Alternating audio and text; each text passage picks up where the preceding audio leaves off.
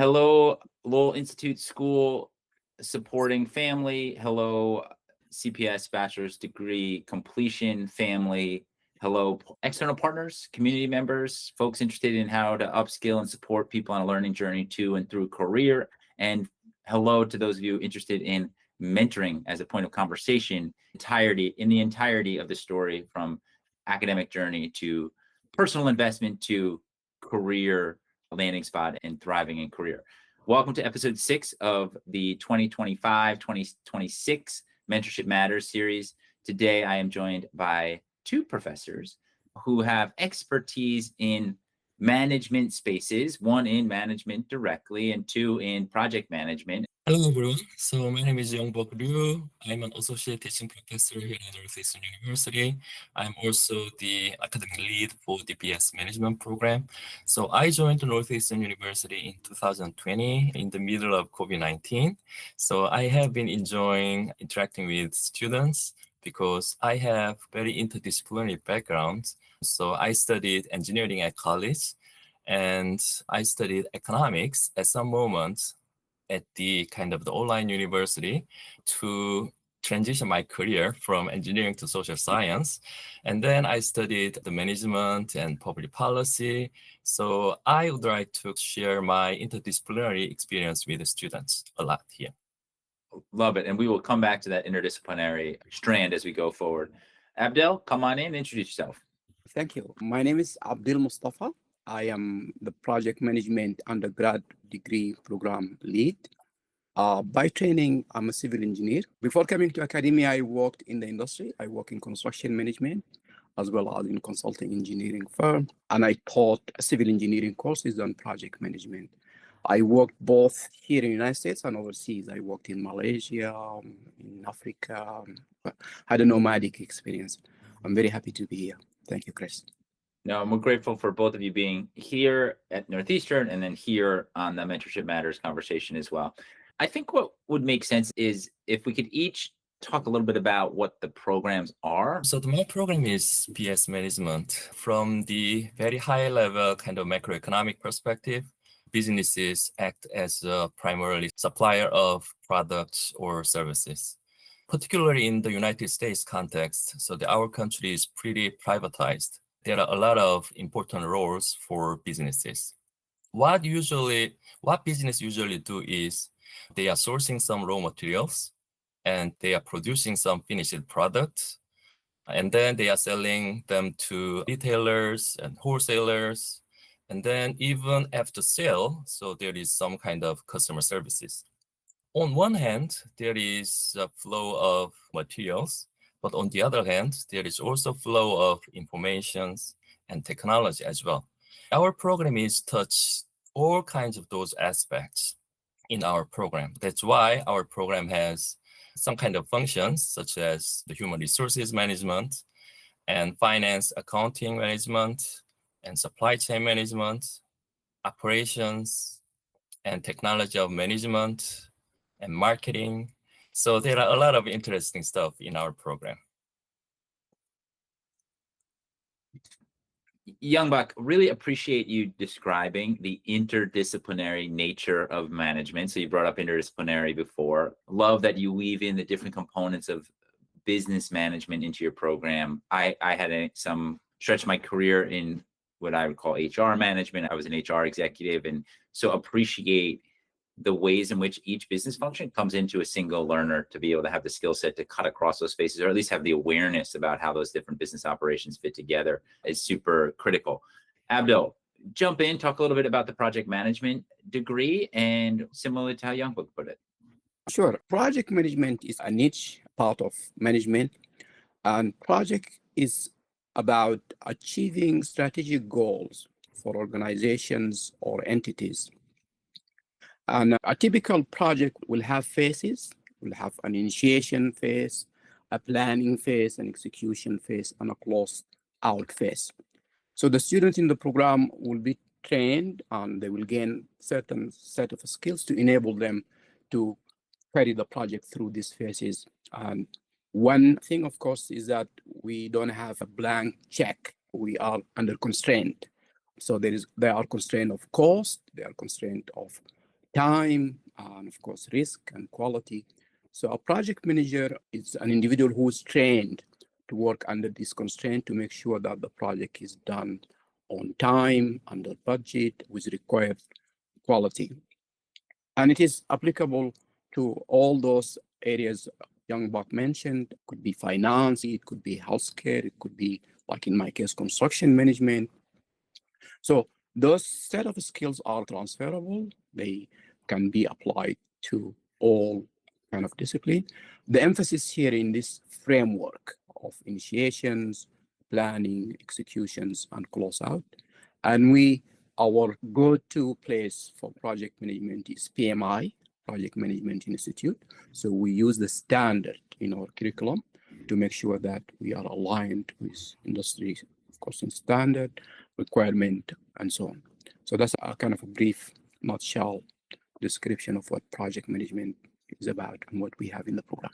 Great. And I love the communication about this being interdisciplinary in many ways. And it's really interdisciplinary insofar as the knowledge you're consuming, right, cuts across a lot of different content areas, but then the places in which you could have impact are also cross sector, right? So it's interdisciplinary learning that leads to cross sector opportunity for career. And so I really think that's important to highlight.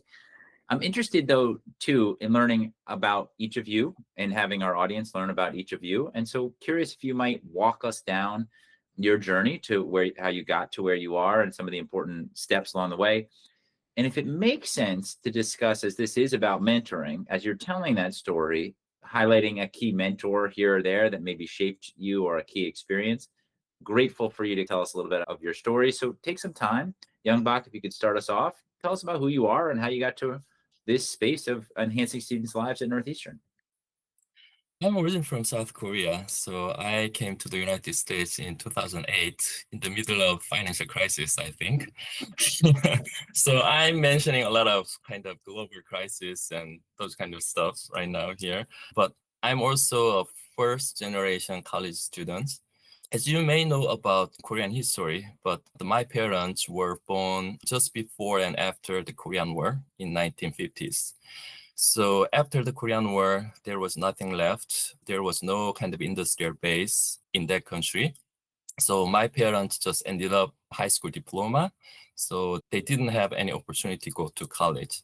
So I had the first opportunity to go to college in my family. So I really enjoyed college life. And then so that's why, so I didn't get actually a lot of mentoring from my parents in terms of academics and career things because they were farmers and they didn't know much about engineering or technology or management or public policy, what I have been studying so far. When I was very young, so I was influenced by my teacher a lot, especially in my middle school life. So one of my teachers so he completed the military service as a military officer through the ROTC process. So as you may know, all Korean men has the military duty. So they need to go to military base as a soldiers. But the teacher selected to be a military officer. So when I got into college, I also wanted to emulate his life. And then I chose to do ROTC during my college life. And I did complete my military service as a military officer. So the first lieutenant at the course of engineering. So that was one example of the mentoring, what I got from my teacher. And then I got also influence from my friends a lot. So two of my best friends decided to come to United States and they studied something. Especially one friend studied the neuroscience here. And then another friend studied material science here. So both of them are now professors. So one friend is professor at the Penn State University. So they told me that, oh, why don't you come over to the United States? So at that moment, I got married. I had one baby. And I work with a very stable job in South Korea. So it was a very hard decision for me. So I heard your suggestion. So should I try or not? And I discussed it with my wife. And then, oh, okay. So why don't we try? And then I came to United States in 2008. So as I said before, it was not good timing for me, but luckily, so I was selected as a Rotary Scholar by the Rotary Foundation. This is an international service organization. I spent 2 years at the University of Minnesota to study public policy there.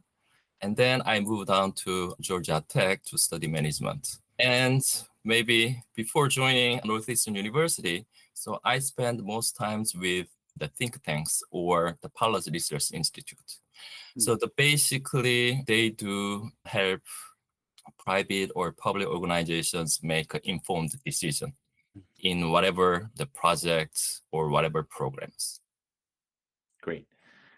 Abdel, can you tell us a bit about you as well, from wherever you want to start in your origin story to how you came to Northeastern? Would love to hear about that. Sure. My story is a kind of a nomadic story. I have been moving a lot from one place to another. But originally, I am from the Sudan, North Africa. And when I finished high school, I got a scholarship to study engineering in South India. So from the Sudan, I left to do my bachelor degree in India. And I stayed there for about 5-6 years. Then when I graduated, I got a job to work in Singapore and Malaysia. So from India, I hopped to Singapore and Malaysia. So I was working in those construction management course that I teach now. I bring some of the stories from that time, all of construction during those years. And then it happens that while I was working in Malaysia, I had a colleague talking about mentor and people who kind of shape your destination or destiny. I had a colleague of mine, a very good friend of mine as well, and he suggested to me that I should be a member of the American Society of Civil Engineers because I'm a civil engineer. So there was journals, and I subscribed to that journal, and I wasn't thinking of coming to the United States. So in the journal, there was a conference invitations. So I always mention to graduate students and to the student in my class that it's very good to have an affiliation with your organizational or the associations in your field. So I came to the conference, American Society of Civil Engineers, in 2001. I landed in Chicago, and I said, okay, let me explore a possibility of doing a master's degree. So I completed a master's degree in project management at Northwestern University. I was very lucky all this time to have very good professors and really good colleagues who are willing to share what they have learned. So I think that's very important. We will talk more about the importance of mentorship. But from Chicago, I worked in Chicago for a few years. I completed my degree and I moved to Boston area. And by the way, I worked for the city of Lowell. I worked for the city engineer's office for a few years. Then I decided that I wanted to do a PhD. So I got a PhD at Brown University. After that, I started to teach. And I landed at Northeastern University, I think same time with my friend Youngbok here, the COVID time. So 2021, 2020, at the end of that period, so I started to teach at the grad school, and I still do. I teach construction management at the graduate school. And about a year or so, I joined the faculty full-time, and I'm leading, as I said, the project management degree. So it's a lot by moving. I love it. And I have to imagine along the way, there were key interactions you had with people that opened your eyes to opportunities. I want to come back to Youngbok, but then came to you the same question, Abdel, which is, can you think of a and Youngbok, in fairness, you already did this a little bit with one teacher you had in middle school that influenced you, which I think is a really powerful story. And I was a long high school principal, worked in middle school and high school settings. And so appreciate that you're a person that's running a academic program in a major university, and you can pinpoint back to a time when you were a early teenager on that trajectory, right? So I appreciate the continuity of the learning experiences there. But I'm wondering if you might be able to talk about maybe a mentor just before coming to Northeastern, or maybe from the 2015 to 2020, give or take time period, that you feel like somebody that helped guide you toward this profession that you've now?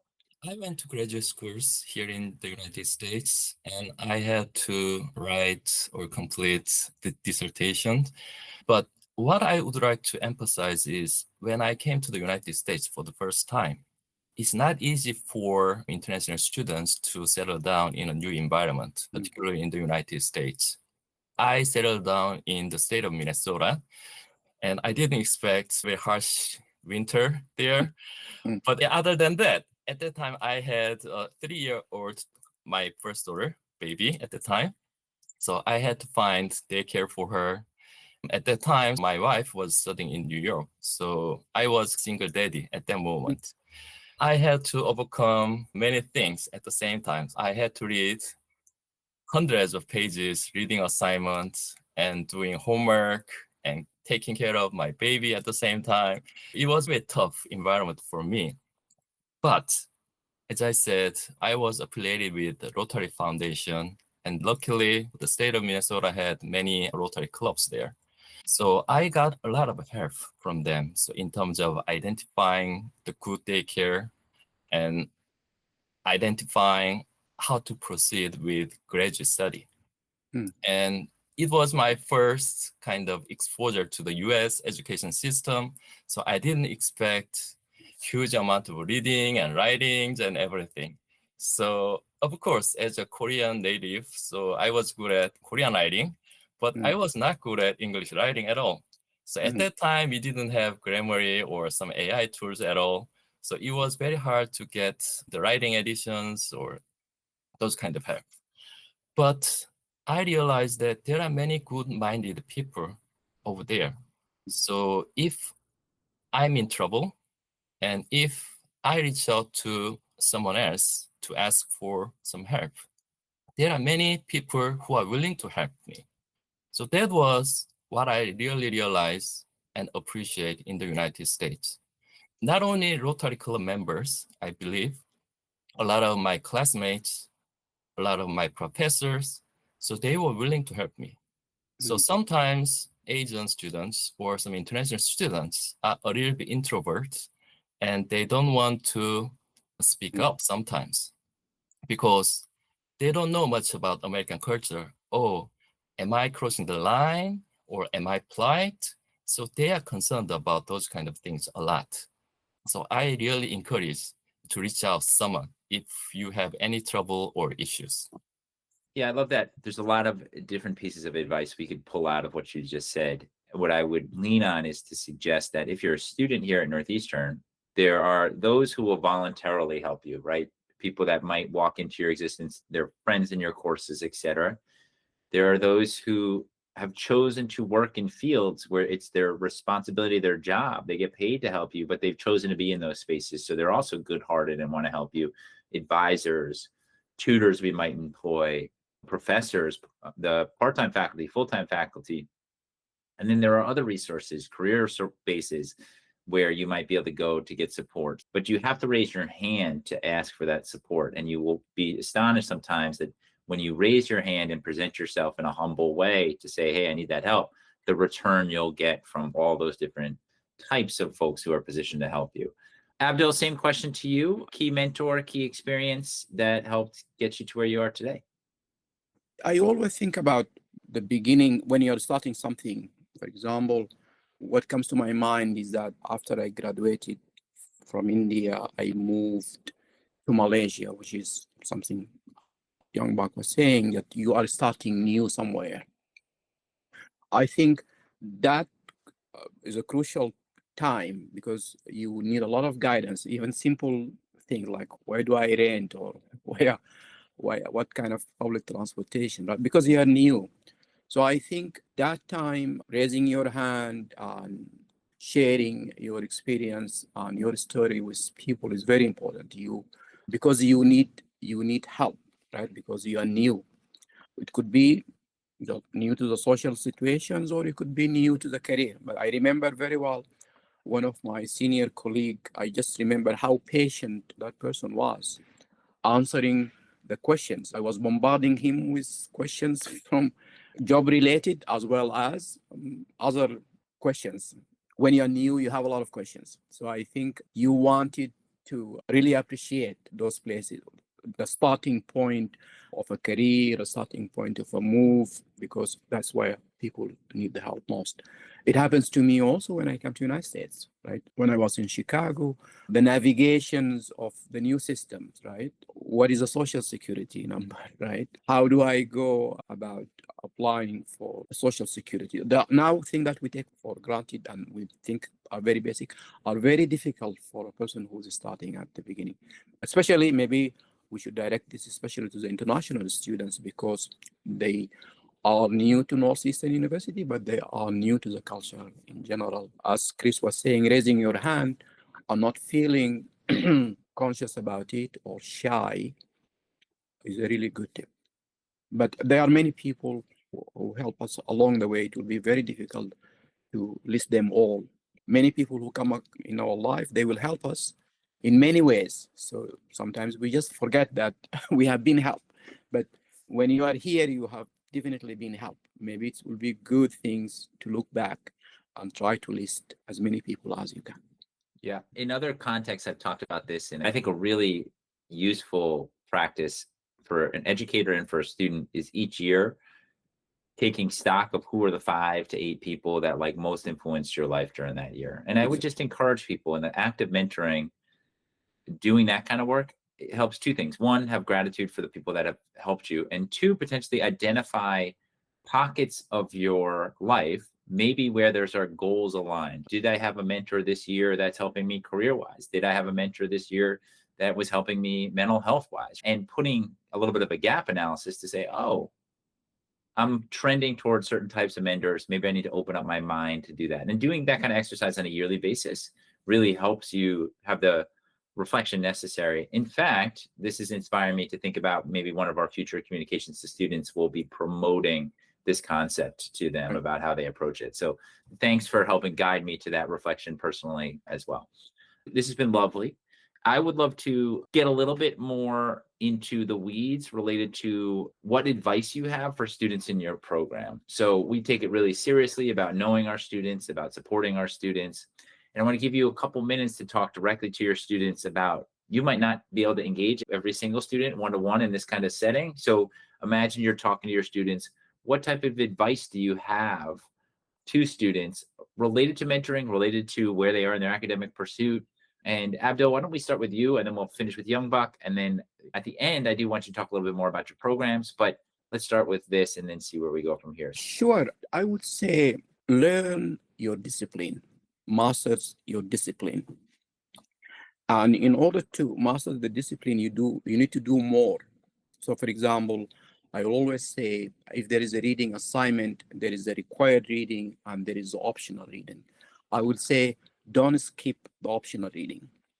That will enable you to master your discipline. So do more in order to master your field, and that will enable you to contribute to your team, to your organizations, to what you're doing. You will bring value, right? That one thing I will say. The second part of this, because team, I think it is very important to sincerely appreciate other people's contributions. Learn to appreciate other people's contribution by listening to them, by being in their shoes, because people are bringing different stories, different life experiences, just like you are doing that. So the work in a team, and I think that is the core of project management, the work in a team is very valuable. So you wanted to come to that team equipped with knowledge, with experiences, with skills, and you are willing to contribute to that team. But at the same time, you wanted to appreciate other people's contributions. Right? It's not just you are bringing, but you are appreciating other people's contribution.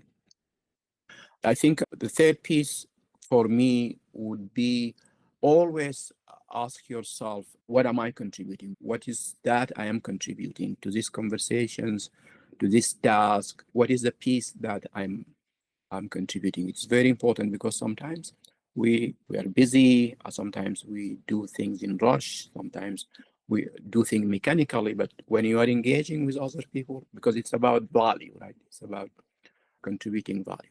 So I would say things along those lines. Lovely. Youngbok, same question to you. So what I expect my students to do maybe in the future is that we are living in kind of the era of AI or other emerging technologies. So I expect more data-driven decision makings in business, the technology literacy or financial literacy. So they becomes more and more important. So I want my students to be more quantitatively prepared for those futures. But on the other hand, I also would like to emphasize that as a human being, so there are still important role for humans in business. So what I mean here is maybe not just talking about efficiency or cost saving things. So business are very important anchor institutions in the specific local economies. So they have the corporate social responsibility. So ethical sourcing, sustainable procurement. So they are all important topics for our students in the future. So the product or services we are enjoying right now may be a product of the workers or coffee bean pickers in South America, for instance, or the textile clothing we are wearing is product of, let's say, the low-income countries. So they are made by very young teenager girls, very poor working conditions. So we need to think about those kind of things, not just technology or data, but also some ethics here and sustainability. So our business practices are sustainable in the future as well. So those kind of questions are what I want to hear from my students.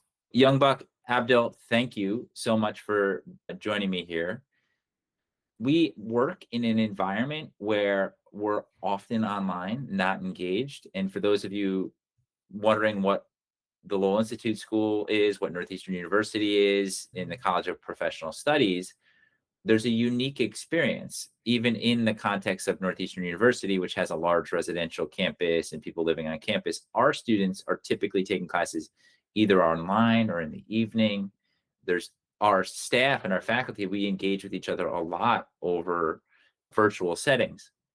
Within that context, it's always important to take advantage of times when you can hear about people's stories and learn from them. And so deep gratitude to both of you for sharing a bit about yourselves and how you are inspired to both meaningfully impact your fields and also prepare your students for the fields that they're going to enter. So Abdel, you used the word nomadic from a geographic perspective, and I appreciate that, and super inspiring to hear about the ways in which you've navigated your life and your journey, and to know that the steady through line through that is your discipline about how you've supported various settings. And Youngbok, a lot of what you shared resonates with me, but the idea that you were relatively still early in your journey here in the United States, while studying, while having a child, navigating that and doing so with a smile on your face all the time. If you've met Youngbok in person, you will see he's a warm presence, and how much that journey must resonate with many of our students who are managing life and lots of different things going on while also pursuing a degree. And so across the board for the two of you, thank you for one, inspiring me in this space, two, sharing a little bit more and trusting the space for it, and then three, no doubt connecting more deeply with our students as you avail yourself of who you are and what drives you. We are filled with human beings leading our programs, and that came through quite clearly here. One last gratitude and appreciate you all for being here. And that concludes this episode of Mentorship Matters. Thanks, everybody. Thank you. Thank you so much. Bye, guys.